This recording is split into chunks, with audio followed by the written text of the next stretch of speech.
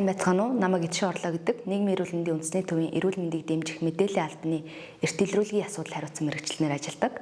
Өнөөдөр та бүхэндээ цусны даралт ихсэлт, за мөн зүрх судасны өвчний хүндрэлүүд түүнээс сэргийлэх арга замууд юу байдгийг, мөн Монгол улсад яг өнөөгийн одоо хэрэгжиж байгаа зүрх судасны өвчний чиглэлээр хэрэгжүүлж байгаа үйл ажиллагаануудаас товч танилцуулъя. За цусны даралтын хэмжээ ерөнхийдөө бол 3 удаагийн хэмжилтээр хэмжиж үзэхэд 130-80 буюу түүнээс дээш байгаа тохиолдолд даралт ихсэлттэй байна гэж үзнэ. За үүнээсээ гадна даралт ихсэлтийг 140-90-с дээш болох юм бол артерийн гипертензийн 2 дугаар зэрэгтэй буюу бага зэргийн хүнд шат руугаа болж эхэлж байна гэж ойлгож олно гэсэн үг.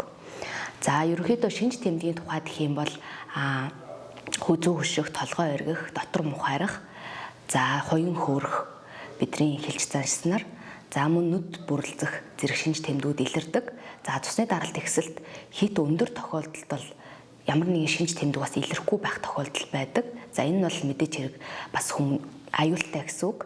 Ийм учраас бид нар өдөр тутамдаа даралтаа хэмжиж, даралтын хэмжээгээ мэддэг байх шаардлагатай байдаг. За мөн бидэнд яг цусны даралт ихсэлтэд хүргээд байгаа гол хүчин зүйлүүд нь юу юм бэ гэх юм бол за удамшлын хүчин зүйл, за мөн нас хүйс зэрэг бол ордог. За өөрчилж болох хүчин зүйлүүд буюу арх тамхины хэрэглээ, за дасгал хөдөлгөөн хийдэггүй, одоо илүүдэлжин, за эрүүл бос хооллолт, мөн арх тамхины хэрэглээ, стресс зэрэг бол бас эрсдэлт хүчин зүйлүүдэд ороод явдаг. За хүндрэлүүдийн тухайд гэвэл зүрхний шигдээс, зүрхний бах тархины харуулт, за мөн захын судасны эмгэгүүд, за бөөрийн хүндрэл, нүдний хүндрэл зэрэг бас хүрэх аюултай байдаг. За цусны даралтаа хянснаар бид нар тархины харуултаас 30%-аар, за зүрхний шигдээсээс 25%, за бөөрийн дутагдал болон бөөрийн өвчнүүдээс бол 23%-аар сэргийлэх бүрэн боломжтой байдаг гэсэн үг. За бид нар сэргийлэхийн тулд яг ямар эмчилгээ зүйлүүдийг хийх шаардлагатай байдаг вэ гэхээр ерөнхийдөө бол байнгын хяналтаа сайжруулах шаардлагатай. За цусны даралт ихсэлттэй тохиолдолд эмийн эмчилгээг өдөр бүр тогтмол цагт ууж хэвших хэрэгтэй байдаг. За даралт ихссэн үедээ уугаад ихсээгүй үедээ уухгүйгээр орхино гэсэн ойлголт бол байхгүй. За зөвхөн эмэндээ найдаад яваад байх биш, эмэн бус эмчилгээ буюу эрүүл зөв хооллох, идэвхтэй хөдөлгөөнөөр хичээллэх, за мөн арх тамхины хэрэглээгээ бууруулах, за стресс бухимдалгүй байх зэрэг бол хамгийн чухал байдаг. Энэ хоёр эмчилгээг ослуулж иж бол даралтыг бүрэн буулгах, за хэвийн хэмжээнд нь барих бүрэн боломжтой байдаг гэсэн үг. За бид нар хэрвээ ямар нэгэн ажил дээрээ ч юм уу гэртээ яаралтай үед ойр орчмынх нь хүмүүст цусны даралт ихсэлт нөлөөлөх юм бол бид нар ямар арга хэмжээг авах вэ? Хамгийн энгийн арга хэмжээнүүдийг та бүхэнд хэлж өгье. За энэ бол нэгдүгээрт мэдээж хэрэг яаралтай түргэн тусламж 103-ыг дуудах шаардлагатай болдог. За энэ үед бол хойштуулах, за гайг болчих байх гэж хүлээх шаардлагагүй. За ямар нэгэн бариу хувцас зэрэг байх юм бол тайлж чөлөөлөх шаардлагатай. За мөн хажуу тийш нь харуулж хэвтүүлээд толгой хэсгийг бол бага зэрэг өндөрлөх бас хэрэгтэй байдаг. Үүнээс гадна бөөлжих шинж тэмдгүүд илэрдэг учраас бид нар тухайн хүн маань бөөлжих юм бол хажуу тийшээ харуулад аманд нь ямар нэг идж байгаа зүйл эсвэл хахах аюултай зүйлүүд байх юм бол амнаас нь гаргаж, за тэгээ мөн амьсгалын одоо богдуулах зүйлүүдийг бол чөлөөлөх шаардлагатай байдаг гэсэн үг.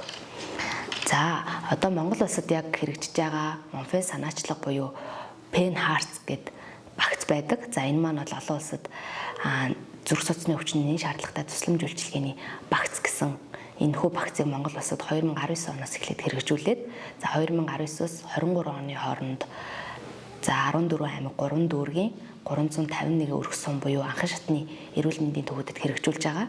За энэхүү багцын маань үр дүн гэх юм бол за артерийн гипертенз чихрийн шижингээр онцлогдоод хүндрэлгүй тохиолдлын тоон ерөнхийдөө бол буурч явж байгаа. За энэ нь бол хүндрэлээс сэргийлэх, за нас баралтаас сэргийлэх зорилготой багц байгаа. За энэхүү багц дээр гэх юм бол Тархуул аймагт тархины харуултаас шалтгаалсан нас баралтын тоо 2.5 дахин, за Улаанбаатар хотын сонгоны архан дүүрэгт бол 1.4 дахин буурсан үзүүлэлттэй амжилттай хэрэгжиж байгаа. За энэ цаашдаа бол үндэсний хэмжээний бүх аймаг дүүргээ хамруулж, за бүх аймаг дүүрэгт энэхүү Penhearts буюу анхан шатанда багцаа суйрлуулах, хэрэгжүүлэх нарийн төлөвлөгөөтэй ажиллаж байгаа. За багцын маань гол зорилго нь бол яг тухайн иргэний үйлчлүүлж байгаа хүний зүрх судасны өвчнөөр ойрын 10 жилдээ өвдөх эрсдлийн үнэлдэг. За эрсдэл нь 20%, 30% эсвэл маш өндөр эрсдэлтэй байна уу гэдгийг үнэлээд за түүнд нь тулгуурласан менежмент буюу одоо арга хэмжээнүүдийг авч хэрэгжүүлдэг санаачлага байгаа.